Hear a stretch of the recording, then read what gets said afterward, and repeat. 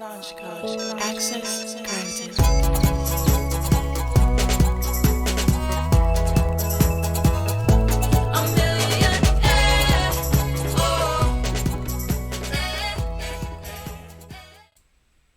To start recording a macro, the first thing I'm gonna do, and this is just a best practice, I'm gonna start my macro right here on cell A1 or B1. Okay, I'm gonna start right here on A1.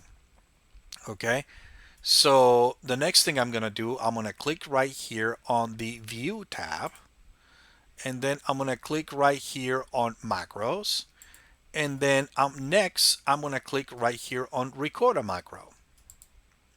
Here on this dialog box, I'm gonna give my macro a name.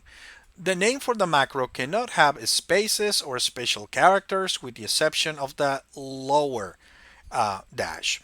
I'm gonna give this macro a name that is gonna remind me what I'm gonna use this macro for. So this is for a report that I use that I have to perform every morning. So I'm gonna go ahead and call this morning report. Okay. Morning report. Now, a shortcut key to run my macro. This is optional, okay? However, I'm gonna go ahead and enter this. I cannot use the control and any other key on my keyboard because that is already taken either by Excel or the Windows operating system. For example, I cannot use Control A, I cannot use Control P, Control Z, Control V. So what I'm going to use instead, I'm going to click right here on this little square thingy right here so that I can see the cursor right there blinking, and I'm going to press and hold the control shift. I'm going to control and press down the control shift and then any other alpha key on my keyboard. In this case, I'm going to use the M key because it's for my morning report. Now my keyboard shortcut, notice that it's going to be Control Shift M, and Control Shift M is not available for any other use of Excel or the operating system. So I'm gonna go ahead and record this macro right here as a personal macro workbook because I want this to be available for another reports that I like to run this macro with. And the description right here, the description is optional. I'm just going to type optional for right now. But on your description, you might want to put something meaningful that explain what your macro is going to do for you, especially if it's a macro that you're not going to run very often, but and you're also going to have several macros. You can record as many macros as you can, by the way. So I'm going to go ahead and click OK. And when I click OK, Excel is going to start recording my steps. Okay. I'm going to click OK. Very nice. And notice that now Excel is recording me. But do not worry, my friends. Excel is not recording you in real time. You're not wasting any tape or memory. It's not recording your sound. It's not recording you through your webcam. It's just recording the steps or the clicks that I'm gonna do on this report. Okay. And how do I know that Excel or my macros is recording me right now? Well, right here. I have this little button right here on this corner. This is the only thing that is telling me that I've been recorded by a macro. Okay, this reminds me of that stop or record button on my boombox. Okay, another best practice, my friends, whenever you are recording a macro, is that if you make a mistake on your macro, during your macro, if you make a mistake on your report, do not be afraid to click undo. You can click undo. The macro is also going to record not only your mistake, but it's also going to record you fixing that mistake, and that is also going to run successfully on your macro. Okay, whenever you record a macro, you only have one chance to record it and to do it right. If you do your macro wrong, then yes, indeed, you can edit your macro if you have VBA acknowledged, but it's very hard. It is easier just to delete the macro and start all over again. Now, my friends, macros are also one of those things that you have to do 2 or 3 times before you can do it right the first time. So be patient with yourself and do not be too hard. Okay, yes, I'm wasting all this time while I'm supposed to be recording my macro, but it's okay because remember, my macro is only recording my steps. So I'm gonna go ahead and do some of this formatting This formatting, my friends, is optional. I'm just going to do something very quick and something very nice. You don't have to follow exactly what I'm doing in here. Okay. Um, Macros are very, very simple to work with. What makes a macro difficult is what all you want your macro to do. I'm going to use the formatting painter in here. Very nice. Now I'm going to go ahead and use some keyboard shortcuts to color this. Very nice. Now I'm going to select these two, Control Shift down. I'm going to get ready of this right here, and then I'm going to center this. I'm going to enter my date. I'm going to use the keyboard Control semicolon. Very nice. Enter. And then I'm going to put right here, I'm going to put right here Ruben H. And then I'm going to do this italic, and then I'm going to stop right here. Very nice. So now what I'm going to do, my friends, now I have the report the way I want it. Very nice. It's been formatted. It's been cleaned. So now I'm going to go ahead and click on stop to stop recording my steps. So I'm going to click right here. Very nice.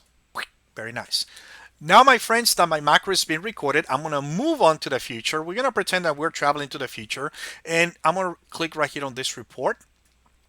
And this is the next day report that I have to work on. Notice it's a different report, but it's similar on layout. Notice that I have the same amount of rows and columns, and it's pretty much I have to do the same work on it. Different information, but the same layout. Now what I'm gonna do, because I was smart, I record my steps. So now I'm gonna replay back. Well, I'm gonna replay or play back those steps into this report. And now I'm going to let Excel do the work for me. So now to play my macro back, I'm going to go back right here to view, and I'm going to click right here on macros. This time I'm going to click right here on view macros. And now on this box right here, notice I have a list of that macros that I have recorded so far. So I only have one. So I'm going to go ahead and click on run. Wow, boom, voila. You see that? Now my macro might work for me. It replay back all my steps on this report and make this report look like my original report, and almost like the result wanted right here. Very nice. Now I'm going to go ahead and move on to the future a little more. Now I have this report right here. Okay, and this time I'm going to go ahead and run my macro using the keyboard shortcut. So what was that? It was Control Shift M for morning. So I'm going to do Control Shift M.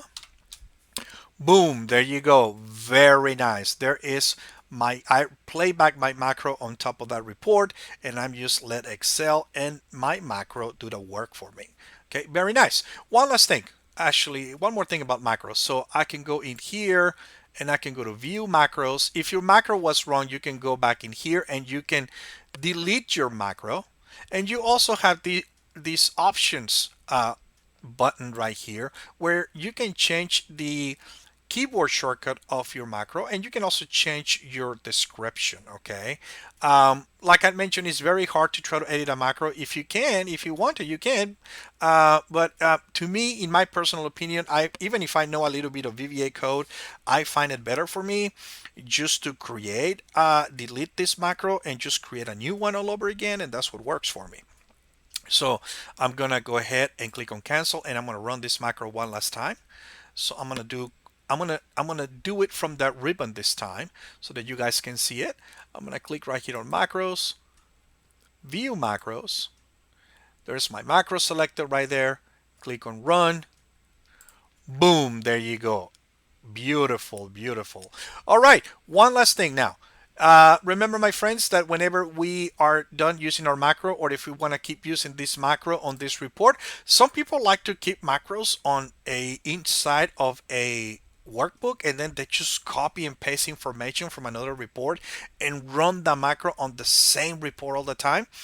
And also for me, whether I save the macro on this workbook or as a personal macro on my Excel files or my Excel hidden workbook, we always have to do this. We have to click on File, and I'm going to click on Save As.